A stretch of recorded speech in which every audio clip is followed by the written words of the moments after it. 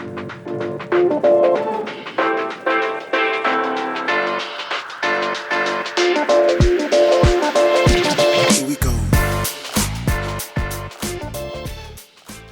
right, welcome back to our podcast, Finding Neutral. I'm Aaron. I'm Nick. I'm Travis. And that's an Ollie. Yeah, we do have a random Ollie here today. So if he winds up in a shot, I don't know what he's doing. He's just sniffing around. Nick, you brought up the idea of talking about our next bike. We're going to go short form this time and Yes. limit our talking points to 10 minutes apiece. So to kind of lay down some ground rules, we're going to be talking about the bike that we would pick next. Like, say if we were just happen to be buying a bike tomorrow. So, like, it might be something that you have your eye on now, or you think that would be neat.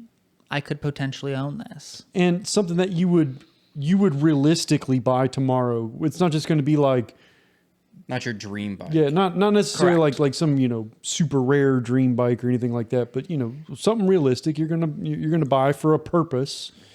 Nick, start us off. So, originally I thought this would be a very distinct, easy decision. And then I did a little bit more research and I kind of questioned myself. But I am very interested in the new 2025 KTM 390 SMCR. So now that you've revealed that, what about the research made you second guess that choice? Well, before I get to that point, I think that the price point, very affordable, It very is. reasonable. I honestly, when they announced the prices for the new 390 lineup, I knew just from working in the business, I knew that the Adventure R was going to be priced about where it's priced. It's actually cheaper than the outgoing 390 Adventure, and there's reason for that. The outgoing 390 Adventure was way overpriced. That KTM knew that. It was a mistake. So this new Adventure R, even though it's far more exciting, is priced more appropriately. But the SMCR and the Enduro R were the ones that shocked me with the price. I can't believe you're getting that much bike for that little money. And what is the Adventure priced at? I don't remember the exacts. I think it's $7,200. Oh, so it's almost $2,000 more. Yeah. So they're going to have two different adventures. They're going to have the Adventure X, which is going to be the more road going version. And there's going to be the Adventure R. The Adventure R is the one that's more expensive, and I believe it's going to be $7,200-ish, give or take. I don't know what the Adventure X is going to be priced at. My guess would probably be about $500 cheaper. So my thought was, since we've been kart tracking, etc., I think that would be an amazing bike for that activity. I've been back and forth. Yes, it would be fun and it would work well at a kart track. It's not going to be a proper supermoto. It never will be. It weighs 100 pounds extra. And that's where my research came in, and I saw that it weighs 10 kilograms more than a 690, Yes. which I thought, well, that kind of ruins the idea of it being like a fun, lightweight, throw-around bike. Would you agree? It'll feel lighter than the 690. Engines that develop more horsepower always feel heavier. That's because you're fighting the force of horsepower when you're trying to change directions with the machine. So the 690 will feel a little heavier. Plus the 690 is a little taller. The engine itself is taller on the 690, which raises its center of gravity. So I think overall the 390 is going to feel lighter, but it's definitely going to feel like half the horsepower, because it is. And I don't think it's half. I think I saw it was going to be 44 horsepower. yeah, about 45, where the 690 is about 75. Mm-hmm. I'm being a little facetious when I say half, but we're in that ballpark. But where you're really going to notice, because you've ridden a 690 product, and I enjoyed it a lot. Where you're really going to notice the downfall in the 390 is it's built to a budget It's built to a price point, and the 390 products are built in India, where the 690 that you rode is built in Austria. And an Austrian built KTM versus an Indian built KTM, there's a lot of difference and a lot of build quality that you can just tell right off the bat. The materials, they feel different, like tactily, they feel different. The bike, the reason it's heavier is because it's a cheaper design. To get as light as the 690 is, it takes some pretty serious R&D, and that's why the bike's 13 grand. So, Well, and that's the thing. So if that bike is 13 grand and we're looking at a 390, that's $5,500. yep.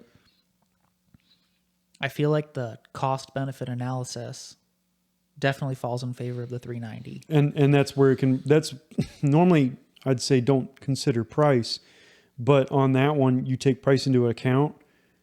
I think you are getting your money's worth. I think you can overlook the 390 feeling a little cheaper and having a little less performance. You can overlook that because hell, It's the price that is cheap. much cheaper. Yeah, it's just really cheap. That leaves a lot of dollars on the table for upgrades. Absolutely. And I think if you were going to kart track one of those, there's a lot of stuff you could remove from that bike that's going to lighten it up.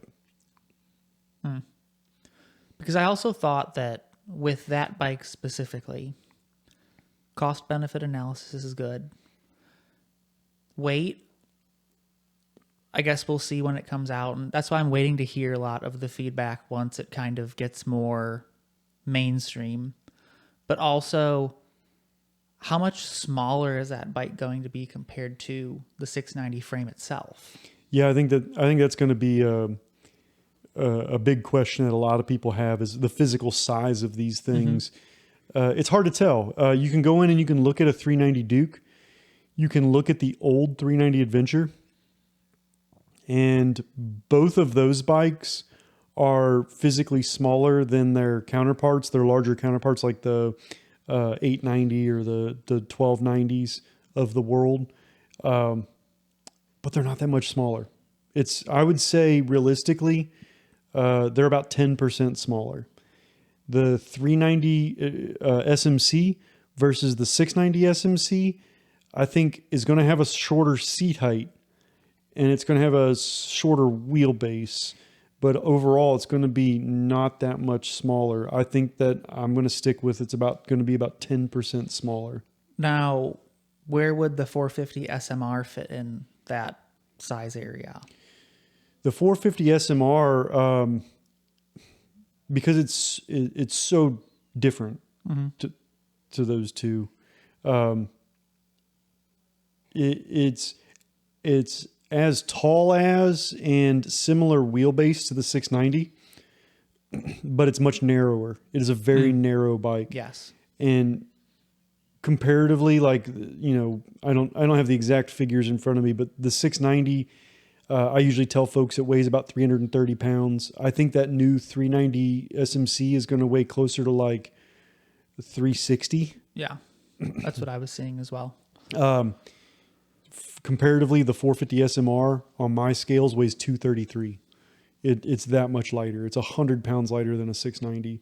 So it's just not even in the ballpark of these two bikes. I was just thinking size comparison wise. Just size wise. Yeah. And that's what I mean. Like, it's hard to compare that 450 to the other two because it is so svelte. It's physically smaller because, and that's how it gets to its lightness.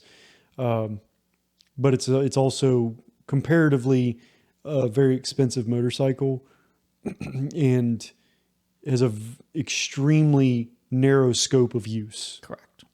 Which the other thing I was interested about with the 390 SMCR would be it's a 6-speed from what I understand. Yes. What type of, would it be like highway capable? Yeah, absolutely. So all the 390 products are highway capable.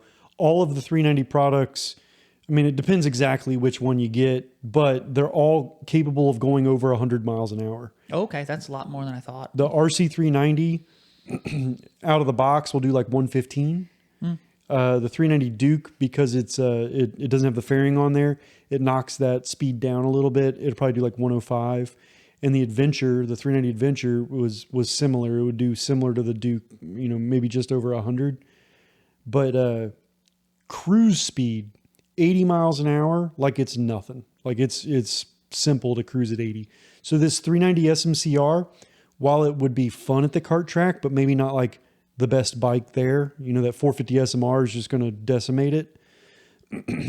Where the 390 SMCR is impressive is outside of the kart track as a street bike, it'll hold its own, no problem. You cruise the highway at 80, you can rip back roads up at 70 plus miles an hour. It'd be super fun in the mountains at Tail of the Dragon and whatnot. So it's going to be a lot more well-rounded than like that 450 SMR or a converted Supermoto that don't really do well on the road. So you're saying this could solve the we need Nick to get a touring bike problem? I wouldn't say that. I wouldn't go that far. No.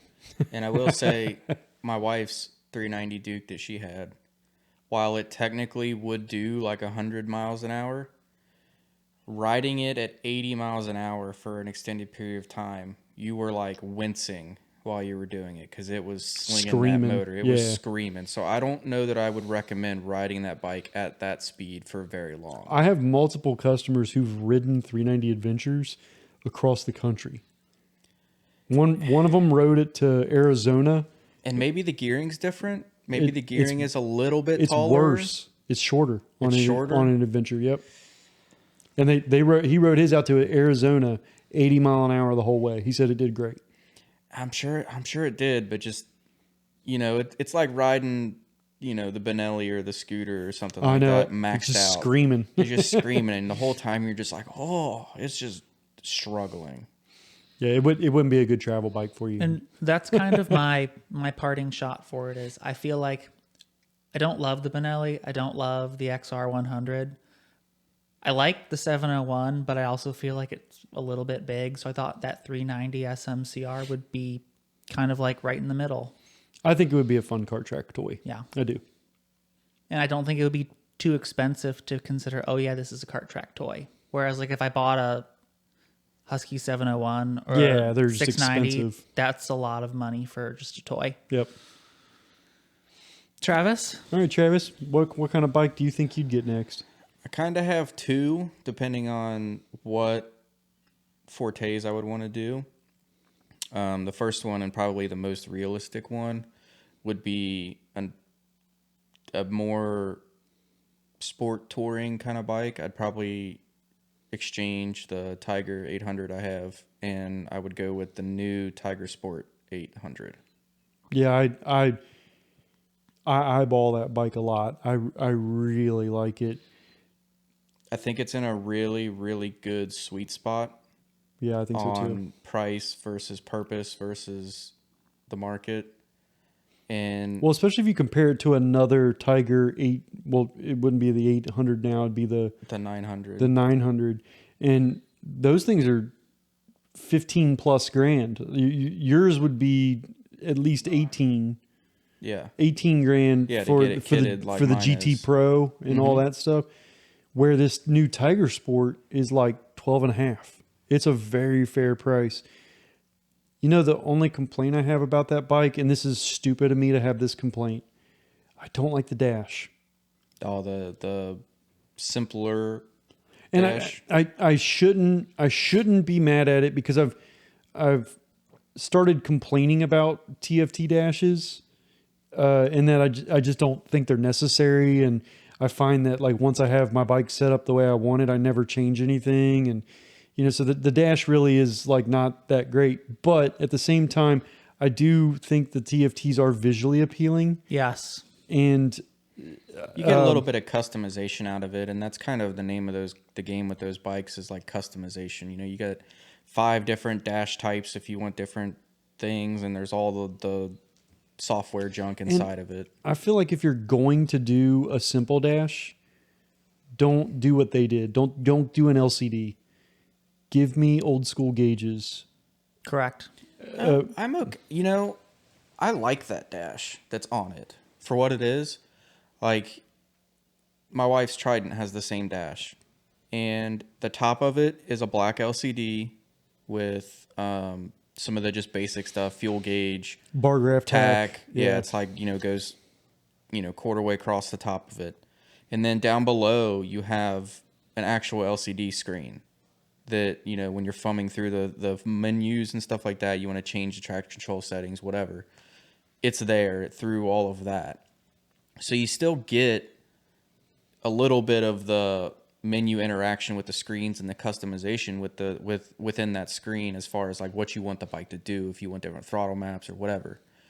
But they just cheapened it down a little bit on it by doing an LCD part. And I'm fine with it. I rode her bike around and I really don't care. It's and- almost a little bit liberating that you don't have to fool with it. And that's part of why I prefaced it by saying it's kind of a silly thing for me to nitpick, because overall I think I would be fine with And it. I think it's a carryover just from the 660. So they made the Trident, and then they're like, oh, people like this, but they're trying to like tour this thing out because they want to ride. They want a middleweight, but they kind of want like a sport tour kind of bike. So they did the 660 Tiger, and people latched onto that, and they're like, oh, this is actually like, some people like this. Their complaint is that they just want a little more power, but they want a 17-inch wheel or 16-inch wheel bike.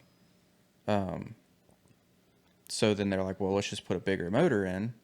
Let's go down that road. And if that bike does really well, which I think it's going to, because it was named like Bike of the Year or whatever, or one of, or very close or something like that, I think they will come out with a premium version. Well, that's one thing that I liked about I think they'll make a GT with the fancier stuff, and it comes with bags and all that. I think that was one of the great things about this new Tiger Sport 800. The 660, I really liked the bike, the concept of the bike, but I didn't like, and I understand that they were trying to build like a really budget-friendly bike, Entry level. but on a sport tour, I think that at this day and age with throttle by wire and everything, cruise control is like pretty much Required. necessary on a sport tour. And I think it should be like mandated. Like it should just be something that's on every sport tour. And the Tiger Sport 660 was missing cruise control, and it's not even an accessory you can add. It just doesn't exist for that bike. I'm fine with cruise control not coming on like the Trident. That's fine. That's not what that bike's purpose is. Yeah, and I think on the new one it does. And it's new awesome. 25, It's I think it awesome when does. bikes come with cruise control when you don't expect it, but it sucks when they don't come with cruise control when you do expect it. Yeah. And the Tiger Sport 660 was that bike. Like, I was a little disappointed in that. So when they came out with this 800, it's got a whiff of more premium, and they sprinkled some of the premium features on, like cruise Yeah. control, like quick shifter, things like that. So that bike really hits the dash is a nitpick for me, but overall, because it has a quick shifter, because it has cruise control, I can very much overlook the dash. That's not a problem. It has the core necessities for me for a it's got sport all tour. the stuff you need. It's got ride modes. It's got adjustable, all the doodads. So, like, it has all of those parts. They didn't leave any of that out. Does it have a heated But- seat? You can get a heated seat as an option. Yeah. Mm-hmm. And that's cool with me. Like a heated seat's not like super priority. Heated grips are the necessity. Yep, And heated heated grips are an seats are option. like, if you have it, you'll use it. But if you don't have it, it's not the end of the world. I like a heated seat. I like my heated seat. Want. My Tiger. I It's very sweet. rarely use mine. So And then I have the passenger heated seat too, which is extra bougie. That's pretty sweet. for all the times you've ridden with a passenger. Yeah, that probably 3 times I've had Kenzie on the back. But I think that bike makes a lot of sense as a step up, because then it's like, well, the Tiger, I would lose the off-road really. It would do gravel roads and stuff, but it would lose whatever off-road ability I was going to try to do. Scooters are for gravel roads. You don't need that on a Tiger. Yeah, we've kind of been using the scooters for that, although my scooter doesn't really like it very much. But That's just because we went extra hard. yeah, but I think that would kind of be the logical step up, would be that bike, and it would make good financial sense. I don't think I would even be out that much. I think the Tiger would still go for a decent clip, and I just would have to put the bags and stuff on. And the cruise control works different on that than I thought it would. It's just a button. That's it. One Oh, button. so it just locks in with one button? You're just driving along, you push the button, and it's on cruise control. You want to go faster, you twist the throttle and you push the button. You want That's to turn it cool. off, you push the button. See, Like, why did it need to be complicated in the beginning? I like Why that was it not simplicity. just always this? yeah, that's a really simple solution, and I like it because Yep. I don't really fool with accelerating and decelerating using the cruise control. No. It's I do it on my Tiger and on the Street Triple, and it's almost awkward because you're sitting on the bike and you're relaxed, and when you click the button, the bike goes woo woo, and it just bucks a little bit. It's not like it's not gonna throw you off or anything. But when you're clicking the button up to do it, it's kind of like going like that a little surging bit, on you and stuff. and you're not holding on with your throttle hand, which you've kind of grown accustomed to, like grabbing with your throttle hand because that's the only way to accelerate. So doing it with the left hand is almost weird. And so I think it kind of alleviates that possible issue. And I don't know, it's just weird. Triumph did the cruise control setting weird on my bikes. You push like the down button, I guess it's like the slow down, the minus or whatever, Set, yeah. and that sets it, which turns it on the dash. And then you set it there, and then you can go up or down, or you can roll on with the throttle and then hit set again. You can push the throttle forward, and that will cancel, which that's fine. It all makes sense. But then once you cancel, you can't like disengage the system. It always displays on the dash that it's on. Oh, so you don't have an on-off button. No, it always shows that the little display always stays there, and it tells you the mile an hour that it was last set at. That will not go away until you you cycle the key on the bike. See, on KTM's, there's a joystick, and if you move the joystick to the left, that toggles cruise control on and off, so it arms the cruise control. Yep. And then if you shift the joystick up or down, that will set the cruise control. Or if you toggle down, it'll set the cruise control. If you toggle up, it'll resume the cruise control, and then up is accelerate and down is decelerate. So the KTM one reminds me a lot of a car. Yeah, and the Triumph system works just like a car, but you know how on a car you have like an on-off button where you turn it on and off? The Beamer has You that. just don't have the on-off button. So once you set it, it turns it on, and then it's just like on until you cycle the key, which really means nothing because if you push the same button after cycling the key, it still does the exact same thing. So it's like it's always on, even if the dash doesn't say it's on or not. But once it shows up on the dash, you just can't clear it until you cycle the key. And It's just weird. It works fine, and it's a little display. It doesn't even bug you or bother you or anything. It's weird. It's just weird to like not include an on-off button, but include all the other functions just like a car. I don't know. It's just interesting. so, aside from the Tiger Sport, you said you mentioned two bikes. What was the other one? Yeah, so that would be like a realistic, like you would drive on the road, use as a road bike kind of thing. And then the other option was something for the kart track, like Nick said.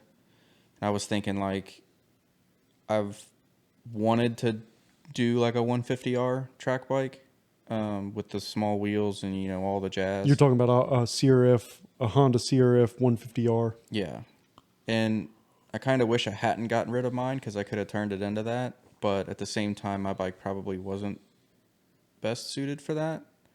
But because it probably would have needed a lot of work, it'd probably be best to just buy one that's already built that I just have absolutely. to put a couple of parts on. It's had the suspension gone through all that jazz. Either that or an XR100, one of the two. Yep. I'd like to do the bigger bike to ride a little bit of a bigger bike, but the XR100 would kind of be like a great go-to for anything. And then Kenzie could ride that. I don't know that she would be able to ride the 150R.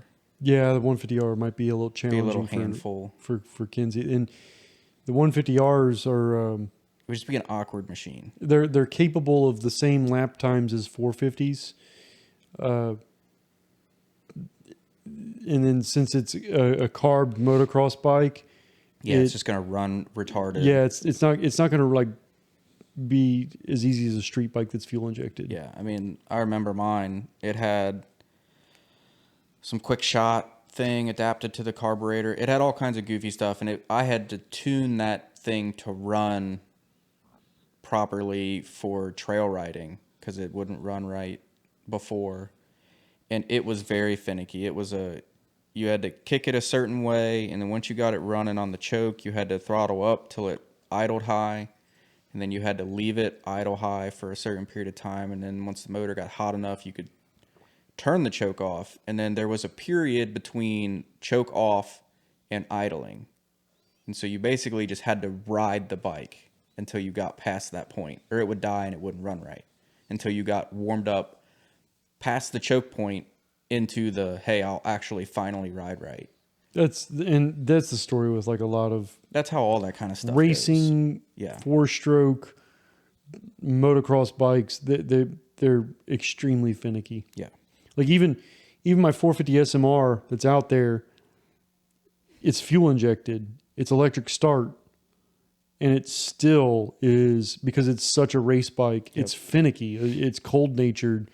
You can't just fire it up and start riding it like you can a street bike. Like you have to go through warm up procedures and all that sort of jazz to get it to run right before you can actually go out on the track and ride it. And that's exhausting. Mm-hmm. It is. It's just a lot of prep and work that you have to do to just anytime you want to mess with that bike. But that's the nature of race bikes. Like that's just And I feel name of like the game. for a normal human, you're not going to necessarily achieve the benefit of all of that work.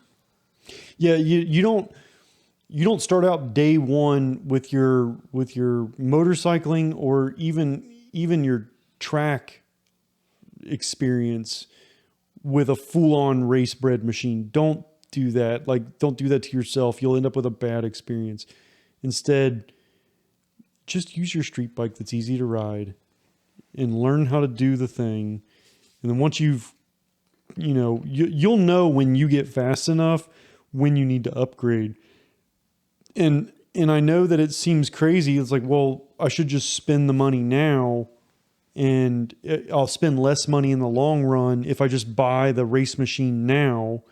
But you won't have as good of an experience. Well, that, and you won't learn how to properly ride. Yes. And you'll never, so for you, the race bike will always feel like, it'll feel terrible because they do. Like my SMR, it doesn't start making sense as a machine until you get up to pace.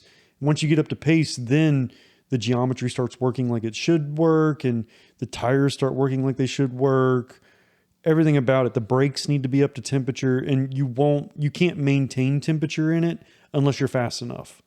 And so it means the bike doesn't ride that well until you get up to a proper pace. Plus, it's a ton of money. It's a ton of money to spend on that and then not get the benefits that you can get out of having a cheaper, lesser vehicle. I feel like you learn way more on a simpler machine and then you work your way up. If you start with a big, fancy Mac Daddy, full tilt piece of equipment, I don't think you learn as well on it for a lot of reasons. And everybody's race bike build is unique. It's all built to you and your riding style and all that stuff. So like as you come up, you make modifications based on your needs. So your race bike versus someone else's race bike will not have the same modifications and will not have the same order in which it's modified. Like there's no like textbook, this is how you do it sort of thing. It's just like hey, I'm out riding the tires, so I should upgrade the tires. Hey, I'm out riding the brakes, so I should upgrade the brakes, so on and so forth. And you just do that until you kind of figure it out. When you have done this for a long period of time, you just know.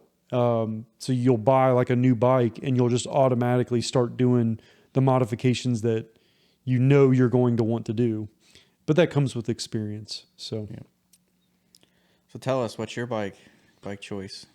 So I've got two as well, like you, that I would be between. Betwixt. The first one is a replacement for my scooter. You need that? Yeah, I know. You're slow. I have the Honda ADV 150. It is a fantastic scooter. It's really good. But I'm using it incorrectly. I'm doing way too much highway travel with this thing, and I have broken down on the highway definitely twice, but maybe a third time, if I'm remembering that right. And when I know twice since. Yeah, I'm familiar with twice. Okay, so then it's twice. And when I broke down, it was like bad breakdowns. Well, I there think was you maybe the- had issues. You had some things happening. Yeah, both times destroyed the transmission, which is just a rubber belt, so it's not that big a deal. Well, there was but the lock up the rear Yeah, and rollers. on the highway. that one was scary. I could have crashed. I'm just abusing this little thing, so I should upgrade to a bigger scooter. Like a People 300 GTI. That is incorrect, sir. So the one that I've lusted after is the BMW C400 GT, Which you're going to buy. and I love that bike. But if I can't get the BMW, I would settle on a Yamaha X-Max, which is the BMW is a 350, even though they call it a 400, and the X-Max is a 300. Either of which will absolutely crush highway miles like it's nothing. Like I could travel cross country on either of those. The other bike that I would consider instead of a new scooter would be a replacement for my Super Adventure because it's getting a little long in the tooth. It's I've owned it for 5 years. It's a 2019. I bought it new in 2020.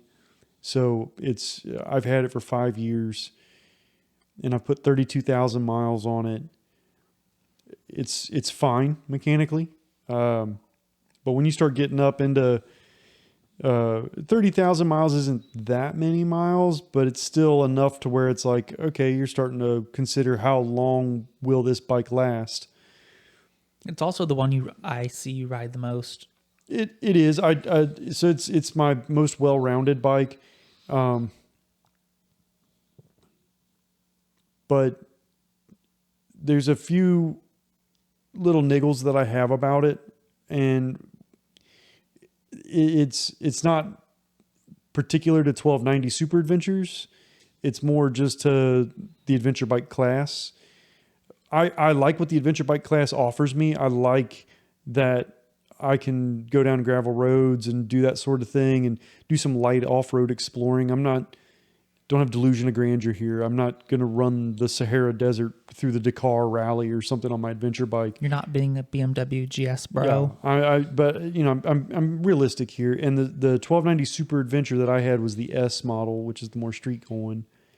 And that bike is remarkably good as a sport tourer. Like it handles way, way better than any adventure bike ever should. It's probably the most aggressive adventure bike with a 19-inch front wheel than anything else. I think it's more aggressive than the Ducati Multistrada V4 with the 19-inch wheel. Now they make Multistradas that have 17-inch wheels, and those ones are more aggressive than my Super Adventure. But all of them, all these 1200 class adventure bikes are heavy. My Super Adventure weighed 550 on my scales. Actually, I think it weighed 555 if I remember right. So it's a touch heavy. The other side of that is the niggle that I have about it is the 19-inch front wheel. When I first got the bike, I really thought it was going to be a problem. And it turned out to not be as big of a problem as I thought it was going to be. I thought it was really going to hinder handling. I thought I was going to miss out on road going handling. But it really wasn't as big a limiting factor as I thought.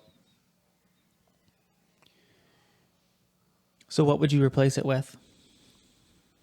I would replace it with a bike like Travis mentioned, like a Tiger Sport 800 or just something in that, like they're kind of calling the class crossover. They're kind of calling the class sport tour on stilts, a tall tourer, They've got a few nicknames for it. But to stick with my KTM family, the 890 SMT is the bike that is on the radar. And that bike does a lot of the things the Super Adventure would do, but it's just that much sharper because of the 17-inch front wheel. And I don't think I would miss the motor from the Super Adventure. I like the motor from the Super Adventure, Well, you can only do so much with it in that platform. but the platform it's just heavy and it's big. It's just a large, physically large bike, and I would like something a little bit more nimble. Yeah, even though it's less power, it's also less weight. Yeah, so so it might be just as reasonably fast. It's 100 pounds lighter. 100 pounds. So that's significant. Yeah, it's 60 less horsepower, but it's 100 pounds lighter. I'm not expecting power levels to be similar. Even It's different delivery too. yeah, because it's the parallel twin instead of the V twin, and there's a lot of downsides to the 890 platform. But I genuinely think that the 890 SMT that came out in the United States for 2024 model year harkens back to the old 990 SMT from like the 2012 to 2015-ish era. And that bike was killer. That bike was so good. It just suffered from old KTM stuff. Like the fueling was not great, stuff like that. But overall, that bike was awesome. So my decision's pretty easy because I already made it. So I bought the 890 SMT. We've been messing with it in the garage today. Haven't had a chance to ride it yet, aside from in the parking lot at my dealership. But I am excited about it, and I've got a lot of plans for it. But I chose going the route of the 890 over buying a new Scoot right now, because I think I didn't want to spend that much money on a scooter, if I'm just being honest. The scooters were like, I could not find the BMW for a reasonable price, so I was going to end up paying like $8,000 for it. The X-Max, I could have gotten one of those in the $6,000 ballpark, or I could have found one used for very reasonable, but still, like, I was just back and forth and on the fence. I'm still considering getting an X-Max after I sell my Honda, but we'll see. But I felt like it was a more reasonable purchase. I mean, no matter what, it's all a giant waste of money, but I thought it was a more reasonable purchase to do the SMT rather than doing a new scooter. So we'll have to see how that goes. Yeah, new content coming soon. Yeah. Not podcast content. Boo. Play the music. So hopefully everybody enjoyed short form today. Well, I don't think it was as short as we were I hoping. don't know that 45 minutes constitutes short. Yeah. Shorter than our normal. We're getting there. Here we go.